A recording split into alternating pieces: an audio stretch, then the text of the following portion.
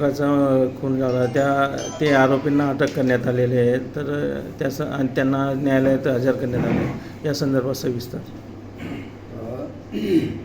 आपण काल एकूण 3 आरोपी, काल सकाळी 1 आरोपी आणि काल रात्री दरम्यान 2 आरोपी असे ताब्यात घेतले होते. तर त्यांना आज प्रथम वर्ग न्यायदंडाधिकारी चोपडा यांची कोर्टात हजर केले आणि त्यांची पोलीस कोठडी रिमांड मागितली.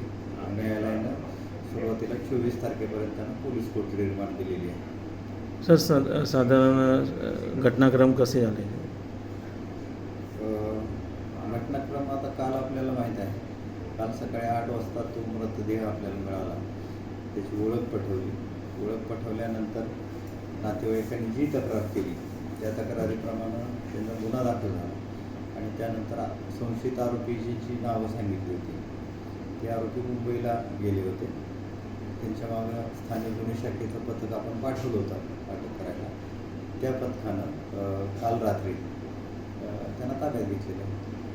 त्यांनी काही कबुली वगैरे दिलं का सर? गुन्ह्याच्या संदर्भात अजून विचारपूस चालू आहे.